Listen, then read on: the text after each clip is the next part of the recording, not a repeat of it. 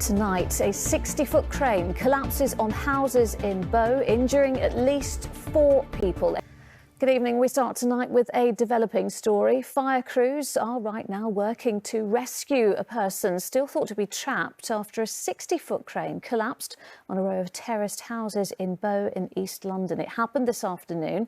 We know that 4 others were injured. We will be live there in Bow at the scene in just a moment with the very latest. But first, our senior correspondent, Ronke Phillips, has the developments so far.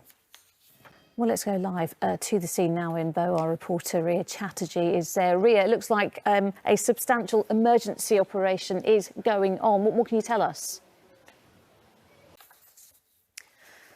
Next tonight, the boss of the Met Police has personally apologised to 2 athletes involved in a stop and search in which both were dragged from their car and handcuffed.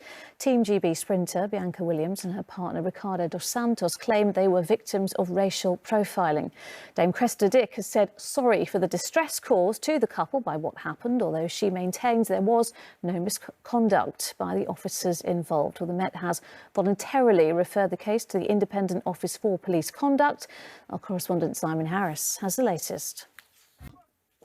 Hundreds of London's most disadvantaged teenagers are still going without laptops to help them learn, despite government promises back in April to deliver the technology to vulnerable school children. One school in Balham has told ITV News London that more than 400 of its pupils are disadvantaged, yet they've received just 47 laptops through the scheme. Well, the government says it is committed to ensure no child falls behind, but as Martin Stew has been finding out, for some families, more help and support is needed right now.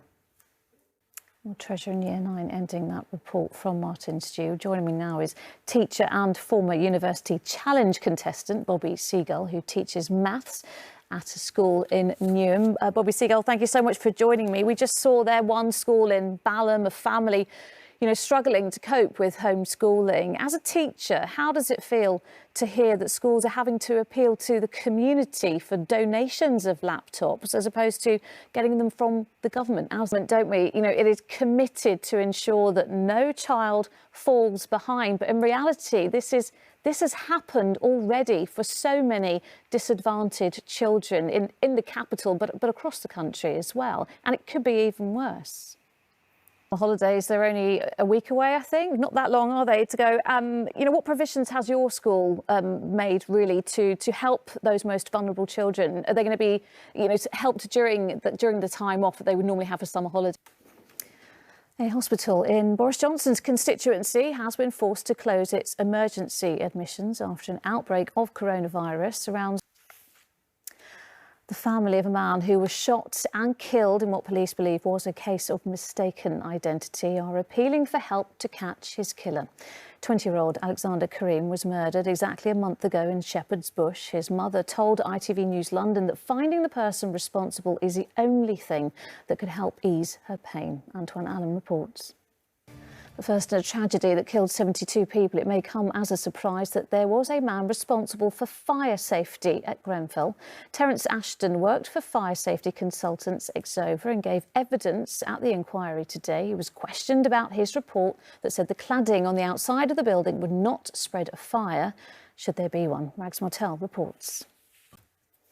Next tonight, twins, triplets and quadruplets are more rare than a single pregnancy, but high risk. Babies in multiple births are often born early, and even when they are full term, they are small and need extra medical care. Well, now a new centre of excellence has been set up at St George's Hospital in Tooting.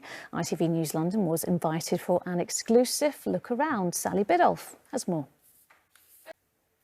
Football now, and Tottenham Hotspur midfielder Eric Dyer has been given a 4-match ban and fined £40,000 for confronting a fan.